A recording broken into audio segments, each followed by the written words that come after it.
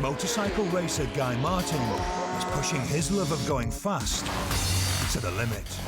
He's already broken the British and Commonwealth record for top speed on a bicycle. 112.94 miles an hour. And set a new distance record for riding a motorcycle on water. 63.56, and that is a world record. The challenge Guy has taken on this time is to join a very, very exclusive flying club.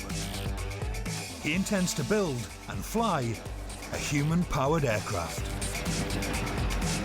As it stands, 530 people have been into space. And only 450 have flown a human-powered aircraft. So yeah, not easy. But once he's off the ground, Guy wants to go as fast as possible. We're going to try and break the world record for the fastest man-powered flight. Guy has just 7 months before he makes his record attempt at the Icarus Cup, Britain's only competitive event for human-powered aircraft. Not long for him to build an aeroplane, learn to fly, You fighter! and get into better physical shape than he's ever been in before.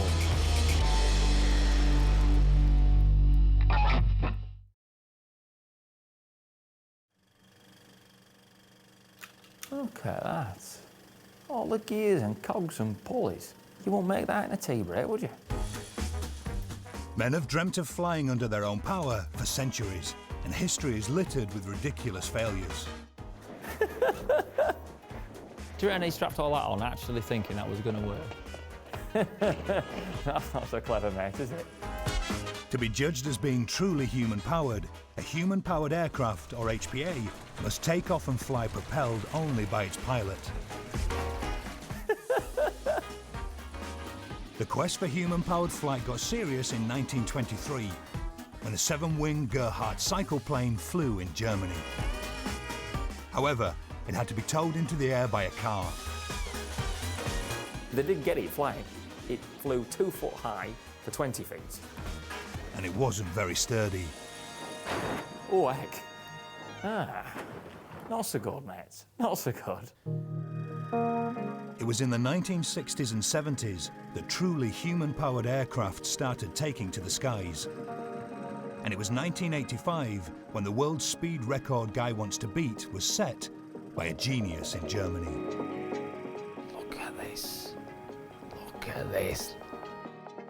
Professor Gunther Roschelt was an industrial designer at Munich University.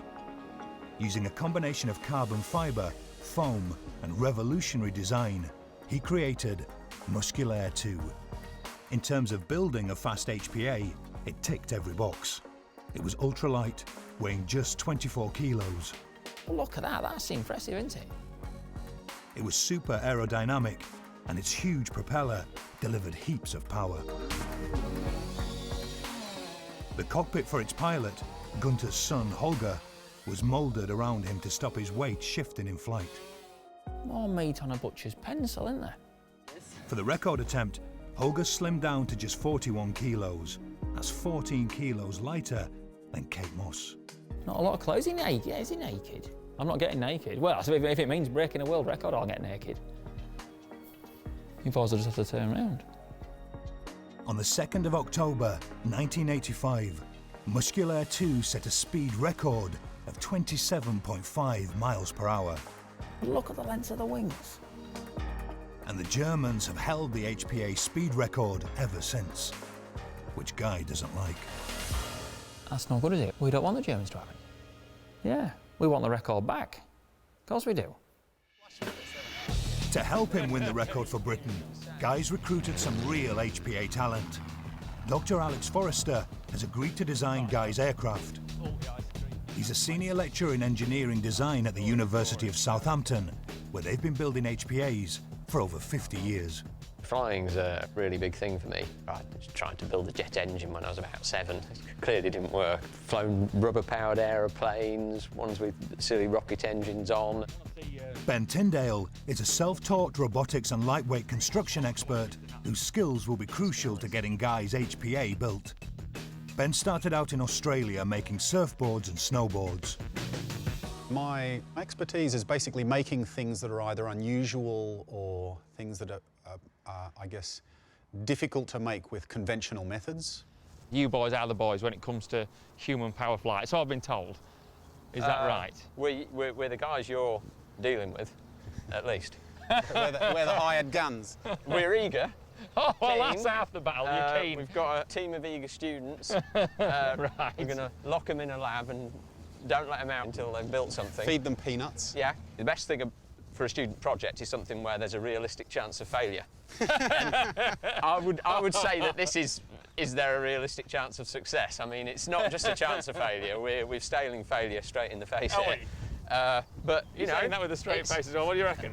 The both of you think the same? I love failure. I love it because it's the path to success. Failure is the path to success, I suppose. And success won't be easy. Guy, Ben and Alex have just 7 months to build a world-beating aircraft. Using cutting-edge computer-designed technology Our genetic algorithm has ended up producing this.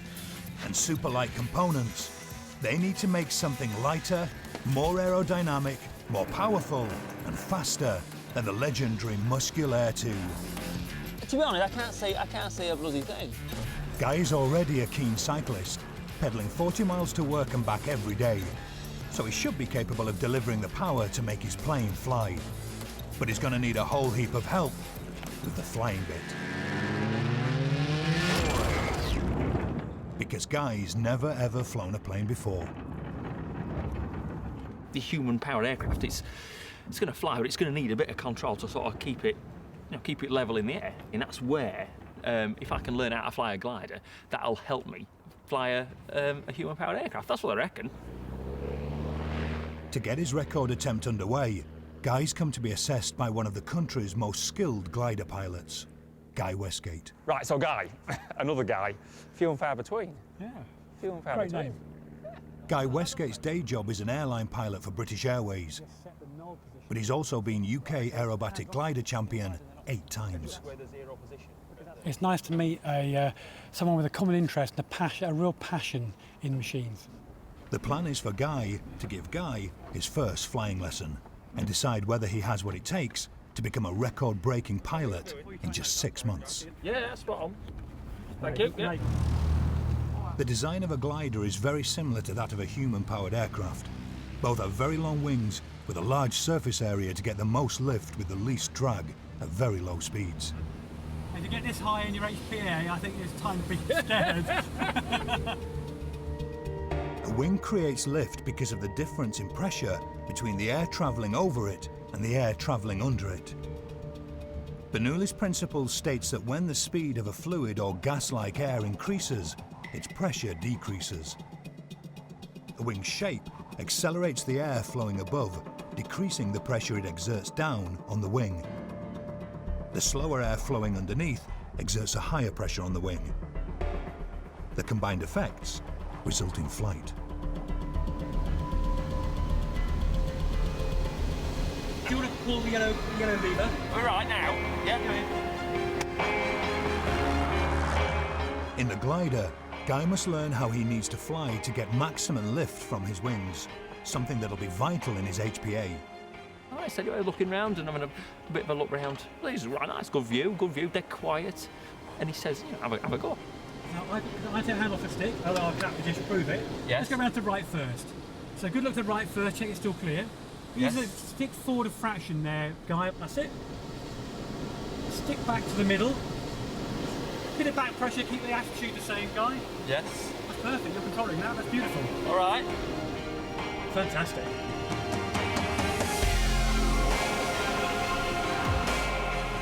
While Guy controls the glider with a full-size joystick, in his HPA, he'll have a much smaller one attached to his handlebars, which he'll need to control with his thumb while pedalling flat out. It was, yeah, a lot more sensitive. I thought it'd be real lazy, but a lot more sensitive than what you'd think. He's starting from no knowledge at all, and it's very obvious he's got fantastic hand-eye coordination. He picked up everything really quickly. Time to try some advanced manoeuvres. Should I go this spin? Yeah, go on. Right. Go on. So if we bring it right up to the stall, and you'll feel the pre-stall buffet first. Yes, yeah. Now we try and turn with rudder. Now we're spinning. Now we're taking very... So what's happening now? Is that... You fighter! Oh, Jesus! Wait! Hey up! Hey up! That was a trick. I like that.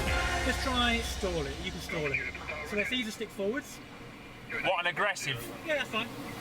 Looking now back. Easy, Tiger. Well, now we're very nose high, so we're turning the stall now. Very aggressive. That's a stall. That's quite a massive stall. Wet! Sorry about that. My God. Honestly, I thought I was going to throw up. You wouldn't think in a glider, would you? And this is like a two-tier glider. This is not an extreme glider at all. Let's try it again. Stick back. Hold it there, hold it there. Guy will be flying his HPA within feet of the ground. A stall so low could total his plane, so it's handy if he learns how to avoid it. That's lovely, well done. Spot on. Finally, Guy Westgate takes back the controls. He's got one more thing to demonstrate. Just what it's like flying at the height Guy will hopefully be in his human-powered aircraft. What sort of height are we going to be here? 5 foot. 5 foot. It's such a dangerous manoeuvre in a glider that only a handful of people in the country are allowed to try it. We are licking up there, aren't we? We are licking up. What? Oh, yeah.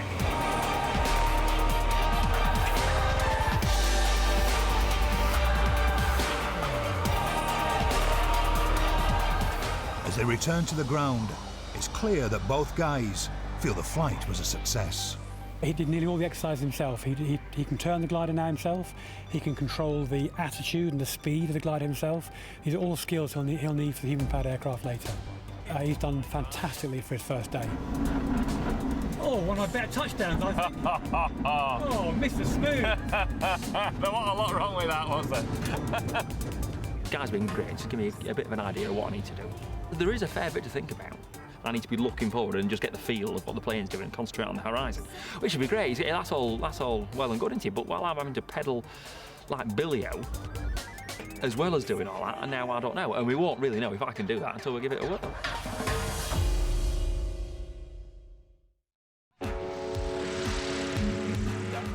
Guy Martin is on a 7-month mission to set a new world speed record for an HPA, a human-powered aircraft.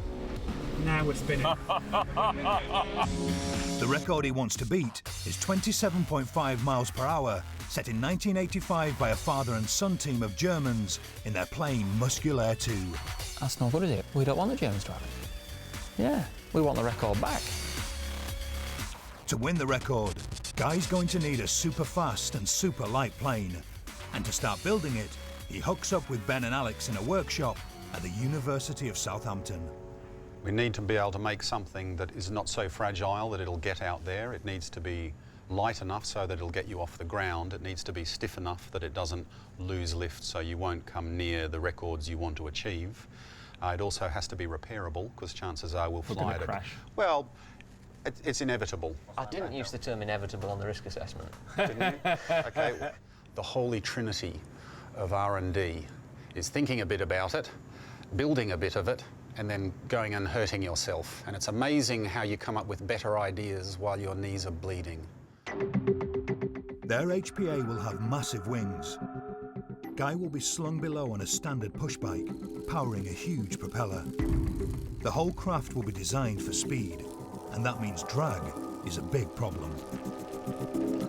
Drag is the resistance of the air that the plane flies through, pushing against and dragging behind every millimetre of its airframe.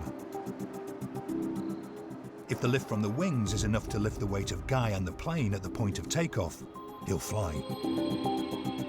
But as he accelerates in the air, the forward thrust from the propeller must be much greater than the ever-increasing drag acting on the plane, if he stands any chance of them flying at a record-breaking speed. so the aircraft's wings will be absolutely key, and the team want to emulate the German record holder's revolutionary design of 29 years ago. To explain why, Ben starts by showing Guy a section of an old, more conventional wing. You see how we have these scallops in Yeah. here, right? Yeah. When you have these scallops in it, your air no longer travels straight, and it will travel on the top surface, it will travel in to the centre. So essentially you're generating inefficiency.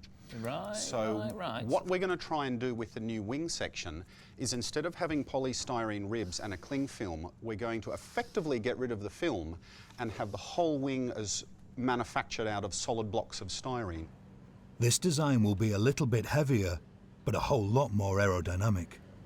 What we gain in aerodynamic advantage, we lose a bit in weight. But Right. because you're trying to go faster, your aerodynamic cost is at a greater premium than your weight cost. Right, right. The new computer-designed wing will be manufactured You want to load your file up, Alex? using a robotic hot wire cutter built by Ben. 000. The shape that we're cutting here is not only the outer surface of the wing, but it's also some of the internal structural components. So we're trying to essentially meld as many processes into single process as possible. Right. The reason I like that is it means less labour in making, and also it's quicker to repair. Yeah. IKEA furniture is easy to put together. It was very difficult to design. The easier it goes together, the more there was going on behind the scenes. And I hope we've pretty much done the behind the scenes stuff, and it's all just going to be downhill from here. After 40 minutes, the top and bottom sections of the first chunk of Guy's wing are cut. Job done. Next job is to glue them together. Okay. The wing will be made in 32 separate segments and will have a 20-metre span. The design is all about maximising speed by minimising drag, so its surface area is kept to a minimum with a thin cross-section and relatively short front-to-back measurement. But the trade-off of the reduced surface area is that lift is also reduced. Guy will only take off if he can pedal fast enough to make the air flow over the wing at 25 miles per hour, and that will be very, very hard. All right. Finally, the first wing section is finished. Well, it's not stuck to the foam. That's good. But even with the help of students Jacob Chong, Ruben Simons and Chris Bill, building a plane capable of winning the record back from the Germans in just 6 months is a very big ask for Guy and the team.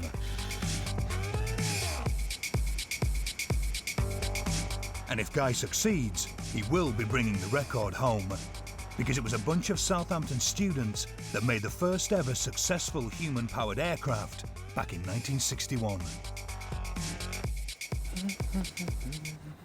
Right. So we'll go give him a whirl. Guy's come to meet 2 members of the team involved in that historic flight. We are at the right house, aren't we? Oh, Now then, Derek. nice to see you. Pleased to meet you, Derek. How's it good going, journey. mate? Yeah, 100%. 100%. And you must be Alan. I'm indeed. That's Alan. Pleased to I'm meet you. Derek. Yeah. Derek and Alan. Okay. Yeah. Spot Yeah. on. Right. Great. We'll go in for a look. Cheers, mate. At the age of 20, Alan Lassiere was one of the leaders of the student team that designed and built the world's first true HPA, Sunpac, the Southampton University man-powered aircraft. Derek Piggott, MBE, is a gliding legend. He's written 8 books on the subject and spent 5,000 hours in the air, but Sunpac was a whole new flying experience for him. To begin with, every time I flew, or didn't fly, I'd run off the edge of the runway, and that would be a broken main wheel almost every time. The odds were stacked massively against Alan, Derek and the team. They had practically no funding and needed to fit work on Sunpac around their other studies. We started building in November 16. So we were building helpful there. I said we were running the wind tunnels all night at the weekend. And all the local residents said, we can't stand this, we can't sleep, you know. So But it's you was working that late? well, full all night, you know. All night? To get the design sorted out. With over 35,000 individual parts, It took Alan and the team over 40,000 man-hours and more than 35 failed flights to perfect Sunpack. But then at dawn, on the 9th of November 1961, they entered the record books. So yeah, here's the video from 1961. Yeah, we're out for a look. That's you, Derek? That's Derek, yeah. Was it cold? You look like you're freezing, but then you've only got your shorts and you've only got your vest on. Because you're going to pump out half a horsepower in an enclosed cockpit. That's right. Oh yeah, you're going to be hot. Get red hot. You're going to be getting hot right fast. Yeah. You've got some legs on you though, boy. Look at that, eh? And so we start pedalling. And of course it's a stiff pedal to begin with to move that thing along the runway. Yes, to get pedalling up slowly so I keep my energy for flying. And then a bit more, and then it begins to slip, and then a little bit harder, and we're airborne. Oh, God.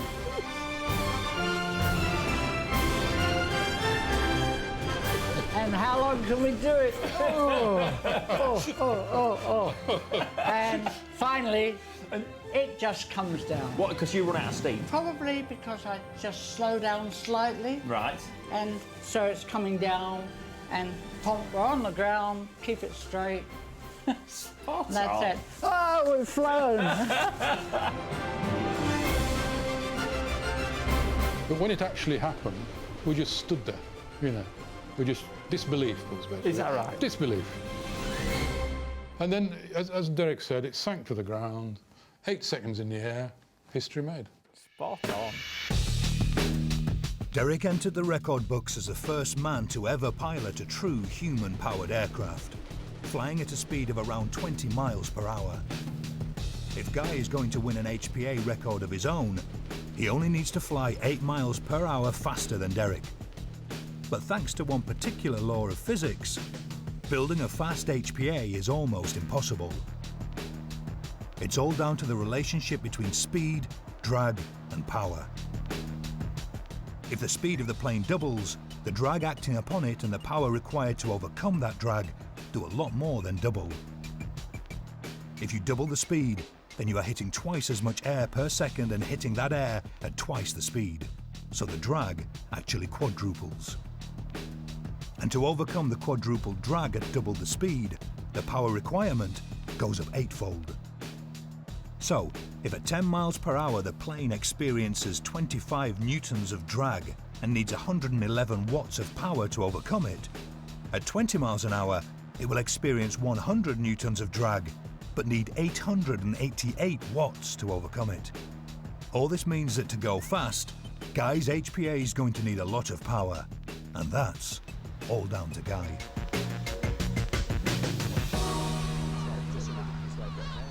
He is a keen cyclist, but Alex wants to see for himself what power output Guy is capable of. Anyway, so this is the perfect place to train on a bike. Go on, why to fly an aeroplane, because we've got a velodrome inside. Right. An aircraft hangar. Oh, right. It's bigger than I thought. Well, it's 133 metres. See, when you go into the bends, you feel the G-force getting you.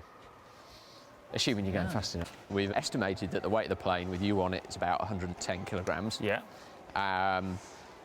We've calculated what the drag of the aircraft is and the lift of the aircraft is, and if we put those together we can figure out the power needed to fly in steady level flight. Yeah. We reckon you need to fly at about 450 watts for 3 minutes. And that's all we're doing? Yeah. Guy needs to prove he can produce 450 watts, the sort of power Bradley Wiggins would look to produce on a mountain stage of the Tour de France. But Guy only needs to sustain that for around 3 minutes. This speed record, it equates to about 15 laps. Right. In the time that it takes me to do 15 laps, that's what the whole record attempt will be. I'm all for a challenge. When are we doing it? Are we doing it now? Yeah. Yeah? Yeah. 3, 2, 1, go. The key figure for Guy to keep his eye on is a large number on the left showing the wattage he's producing. And he starts well, building up to over 500 watts on his first lap. I didn't know what sort of effort it was going to be able to take to do 450 watts. I could see the strain gauge monitor on the handlebar, and I could sort of see, and I thought 450, and I got to 450 watts, and I thought, all right, yeah, that's all right, I can do that. After 2 laps, he's reached the sort of distance at which he'd be attempting to take off if he was on the runway. And while he'd need to be on or above 450 watts to get airborne, he's already tiring and has dropped well below. Got us halfway. By 8 laps, his wattage is fluctuating wildly. My legs was all right, it's just my lungs. It's like my lungs could not feed my muscles fast enough. Got less than a minute left now. By the end, Guy's totally knackered. How was that? See you start to lose your line a bit towards the end. Yeah. Tough? Yeah. Yeah. That's too quick for my legs. Yeah. It was a good effort. You could see Not that good sort enough. of death look in your eye as you got tighter and tighter. Not good enough. Not good enough. I need to do some training. Guy's average output over 15 laps was just 320 watts. That's 130 short of what will be required to fly the HPA. So we need you to bring your power up a bit and us to bring the required It's power not just down a bit, though, is it? It's not just a bit. 320 to 450. What's that, 30%? With Guy delivering nowhere near the power required to fly, a plane that's little more than an ambitious concept, and just 3 months left before the big day, Guy's record bid is looking as knackered as he is.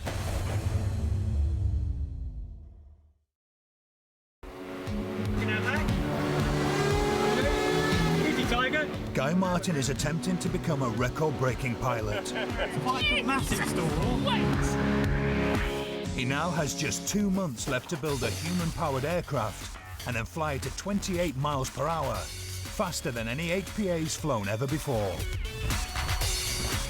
And since discovering that he needs to get a whole lot fitter, Guy's been on a mission. He's fitted a power meter to his bike and set himself a punishing daily training schedule. I will do what it takes to be able to hold 450 watts for 3 minutes. Sweat and tears, shit and blood, whatever. I'll be able to put out 450 watts. The wattage Guy produces will be used to power his plane's propeller, and with his record attempt now so close, making that propeller has become a priority. Right, here we are. He's hooking up with Aussie engineer Ben Tyndale to produce the propeller from a computer design created by the team in Southampton. So this is from the university. This is the design for this propeller, which is on here. Yeah. And what do you think this is going to work? Yes, I do. Do you? I think I like the way this one is. I like how it's going. The propeller will be milled from a solid block of polystyrene on another machine built by Ben. Go, go, go, go, go, go, go, go, go, go. So you've made this? Yeah, built everything. Yep, that'll do. And so I guess we suit up and start cutting. The angle that a propeller most efficiently cuts through the air changes with the speed of the aircraft and the rotational speed of the propeller. Most aircraft have variable pitch propellers, so the angle the blades cut through the air can change depending on the speed the plane is flying at. But the complex hydraulics you need to vary pitch add a lot of weight, and that makes them a no-no for HPAs. Their props have a fixed angle of attack and only become efficient when they hit their design speed, known as the sweet spot. Guy's propeller has been designed to hit its sweet spot at 28 miles per hour, just above the current world record speed. Below that, it will be inefficient, pushing through the air rather than slicing through it, and make Guy feel like he's pedaling through treacle.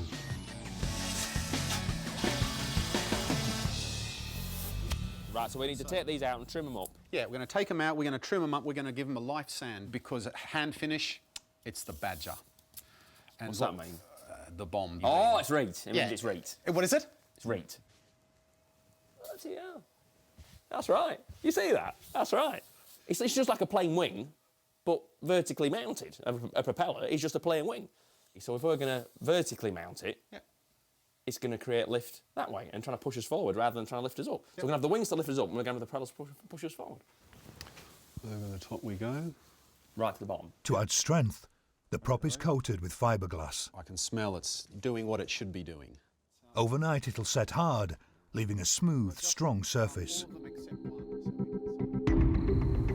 test the finished prop, the team head for the R.J. Mitchell Wind Tunnel at the University of Southampton. Sir Bradley Wiggins and Sir Chris Hoy have both worked on their aerodynamics here. And now, it's Guy's turn. As well as finding out if he can hit the propeller's sweet spot, he'll get to try pedalling inside his newly finished bespoke fairing, designed to enclose Guy and his bike as aerodynamically as possible. Yeah, she's cosy. She's cosy. It's not bad. I can see. Yeah, crack on, Drake, put the propellers on. Yeah, bottles in. Okay, right, so we're gonna shut the door and run up through a couple of speeds. With the wind tunnel providing a headwind of 7 miles per hour, Guy makes repeated attempts to get the propeller up to its design speed. And readings show that Guy needs to work harder than they first thought. He actually needs to deliver around 500 watts of power to get the propeller into its sweet spot. But then the prop will deliver an airspeed of 28 miles per hour, a fabulous result and bang on world record pace. However, when Guy isn't pedalling hard enough, the drag on the prop makes it flex, and that's bad. Okay, that's it, Guy. Stop. Right then. Open up. Just no trailing edges close on there. What's the word there, bugger?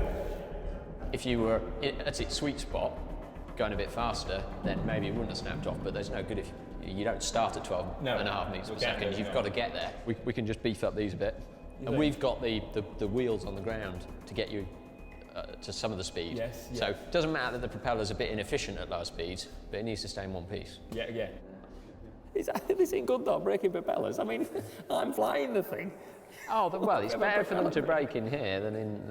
It is. But is it going to do the job? Are we going to break the record? Well, we're every day we're a step closer. Are we going to break the record? Yeah, every day, just a step closer. Well, fingers crossed. There's now just 1 month left before Guy attempts to enter the record books at the Icarus Cup.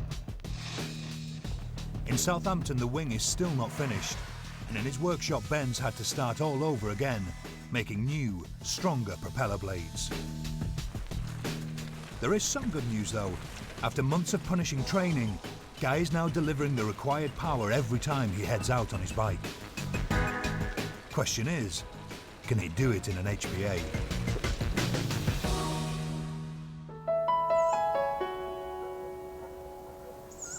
Just 3 weeks before the Icarus Cup, Guy's human-powered aircraft has finally been assembled.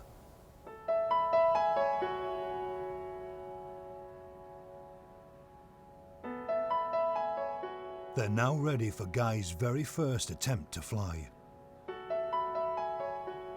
We're at Lasham. What time? 3:45, 3:45. No, I'm not gonna lie, I've been to bed. I think I've had 3 or 4 hours. But these boys, Alex, Ben, and the students, them boys haven't been to bed. That's commitment. But it is looking like a, I don't know, can we say an aeroplane or a contraption of some sort? Hey? But anyway, look, that's first light. So this is our best chance to give it a go. So we'll go give him a hand and see how we get on. Glider ace Guy Westgate has joined the team to help with what could just be Guy Martin's first ever flight. Now, normally in the morning, you get really laminar air. Lovely day for it. And that means as the sun stops heating the Earth's surface, you get layers of very stable air. And although it's quite windy this morning, all the gusts have been knocked out and it's really smooth, perfect for our first flight. Slow down a little bit, Chris. Not you, Ruben. Because Guy's new wings aren't yet finished, the machine has been fitted with an old set. If they get broken here, there won't be any tears. This is good. This condition, good. Is it? Yeah. The main aim is to give Guy as much experience as possible. Right, am I ready for in? I'll pass you that way. I'll pass you that. Woolly hat on, woolly hat off. And by the time it's light, they're ready to go. Can you see that? I can't see anything. Can you see that? So Guy can concentrate on pedalling, the team decide he shouldn't also fly the plane today. It'll be flown via remote control by Bill Brooks, Britain's most experienced HPA designer, builder and pilot. When you get to the main runway, just start easing off there. No problem. All right, Guy. No problem. Bill, He doesn't really say out, does he? But he knows it. He knows everything, but he won't tell you anything unless you ask him. But he's not forcing it on you. What a boy. Okay, ready when you are. Time for Guy's first test run. Okay, Guy, let's go. Go on, Guy! I was just pedaling like Billy out, and I was putting a massive amount of effort in, but he didn't even look at all like I was going to take off. Despite Guy giving it everything, the prop's just not reaching its design speed yet. Stop, stop, stop, stop, stop! That wasn't easy. That was not easy. Let's drop the chainring. Do you think? Get your legs whirring a bit more. Alex moves Guy onto a lower gear. That should make it easier to pedal fast and get up to the sweet spot speed.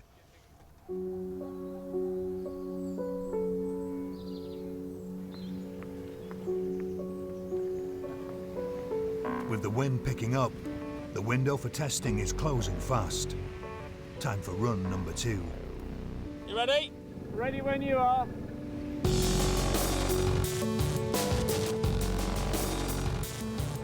Go on, Guy!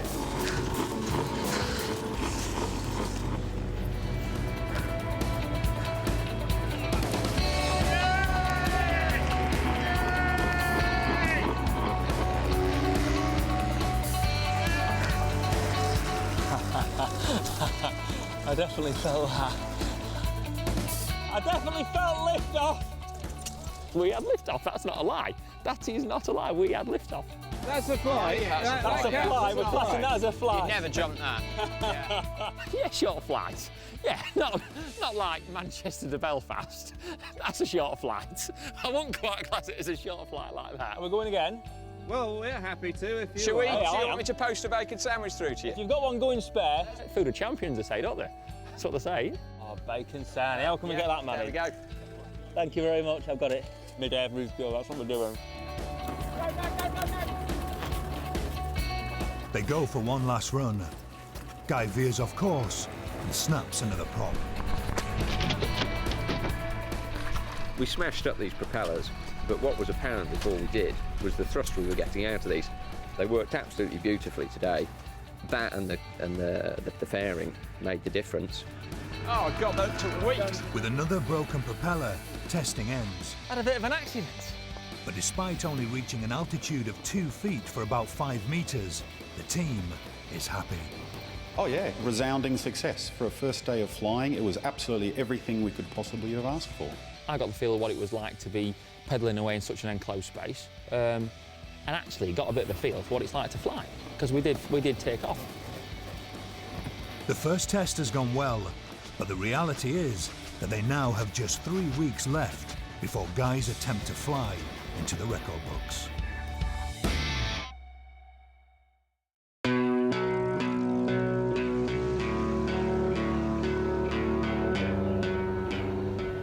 Guy Martin has come to Sywell Aerodrome in Northamptonshire.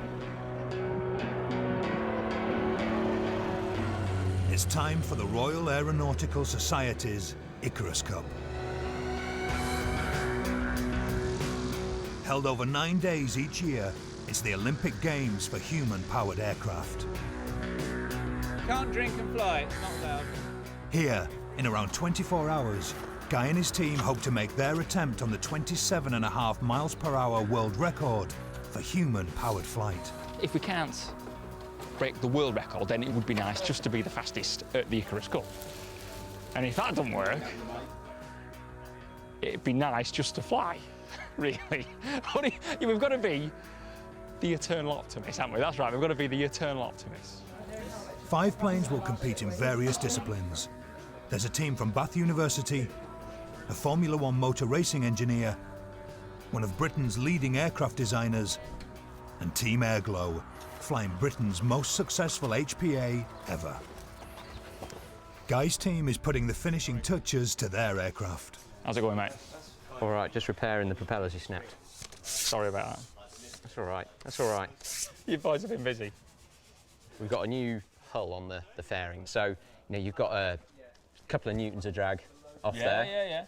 The wing is unknown. That's never. Wings unknown. And it's totally different. You look around here, all the wings, that are at this competition look a bit like our old wing. Yes, all sectional. And this wing, totally different. Really stiff wing. Well, that's going to make it more unstable. Yeah, faster but more unstable. Yeah, keep going. How many more hours do you think? We'll be ready in the morning. Do you think we'll fly? If the weather's good, yeah. No, but do you reckon we will fly? We'll get off the ground. Get off the ground, look at that. Look at that, turn optimist, I like that. Come on. At first light the next morning, the course is measured out, and the different teams start to make their flights. And for Team Airglow, look at that. It doesn't go very well. Oh my God. Oh! Oh! Guy stayed grounded all day, partly as a result of a manufacturing issue with his wings. As you can see, the wing's not quite in line. I've got this bit of a step here, you see. We can't do anything about that now, it's too late. Yeah, there is always the famous saying that they measure twice, cut once. But the boys are under some pressure. They've been under some pressure. The wind has now picked up to 7 miles per hour, which is very bad news for the other competitors. 7, just in 9 is too much for anybody else. But for us, could be a gain, could be a gain. Right. It's a gain because Guy's HPA is specifically designed to operate better when the airflow over its wings and propeller is faster. If they're going to fly, it's now or never. Yeah, this is it, really. I think 50-50. I think it's looking promising. I'm pretty hopeful, to be honest. The thing that'll get us is a wing dip and a bit of damage from a gust. That's our major concern. Roger that. There's a group of people on the airfield making their way to the hard runway. Guy is sealed into his cockpit to make him as aerodynamic as possible. I can feel the heat already, boys. Can you? While the winds could be an advantage, they'll definitely make Guy's HPA very hard to fly straight. So again, the controls are handed over to ace pilot Bill, following on his bike. Guy Martin's life isn't in my hands. I hope I can do it justice. Thank you very much. Then, at 7:37 p.m, Guy sets off. 7 months of building, training, sweat and graft has led to this moment. Yeah, you're at 10. Okay, let go. Let go.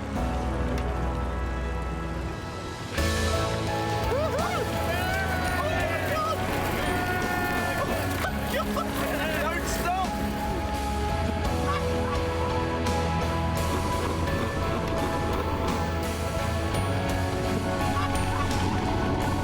Let it go round. I'll get it as it comes round this way if we need to. Spot on. Well done. Well done, mate. Well done. Hey, I'm on the donkey. I'm on the donkey. The brains worked, didn't they? We got in the sweet spot, pedals went easier, brilliant. It was a 50-metre flight, reaching a height of 3 metres. And amazingly, Guy's airspeed indicator registered a speed of 29 miles per hour. But with a headwind of 10 miles per hour, that means Guy's recorded speed is just 19. No world record, but still the fastest flight of the Icarus Cup. They're the weirdest feeling, flying a human-powered aircraft. All of a sudden, up I go, and it's just like, oh, just peace. But there's me pedaling like clappers, and it's just, oh. And then it went up again, and then up again. I thought, well, I'm going to get a nosebleed in a minute. We didn't have to start climbing. We were barrelling along, and one tip was starting to go down. I was thinking, oh, it's the same story all over again. This thing's never going to fly. Look, I'll just go home. And but I mean, it's just that moment, and everything that was shit turned to gold. You know, it's just, yeah. And it wasn't just a Monday. You know, a little, oh, did we fly? Didn't we fly? I mean, that thing went up. We're by far and away the fastest craft here. I've ridden behind a lot of craft before, and I have not seen that before, ever. A fantastic conclusion to a very ambitious project. Yeah. respect, as they say. It doesn't matter whether you're at 10,000 feet or 1 foot. The feeling of flying through the air is very special. The boys, they are the boys. Well done, mate. You know, all that graft they've put in, and they've got something out. And I think, yeah, it'll do them the world of good. It just shows a bit of graft, bit of hard work, and you get something out of it. It's just brilliant. That feeling, it's just incredible. There's this worrying moment as well, like sitting back on the bike, watching the whole wing slowly tip over, and we just thought, it's had it, and then just suddenly, boom. Yeah. A week ago we didn't even have wings ready, so... And then this morning I put my head through it, so we had to repair that as well. To go from that to what we've done. It's just... it's a brilliant ending. I think Guy, as a pilot, is possibly the best, power to weight, in that sense. It's just been brilliant. It just brilliant. shoves on the power and it keeps on coming, it keeps on Yeah. coming. Yeah. Boils down in the end to some mates going out there and just doing something bloody brilliant. Yeah. Oh, that takes Propose a toast to the human engine. It was. Cheers, right. Cheers, spot on.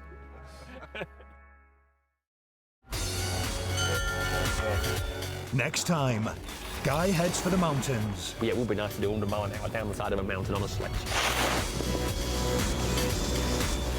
As he attempts to become the fastest man ever to ride a snow sledge.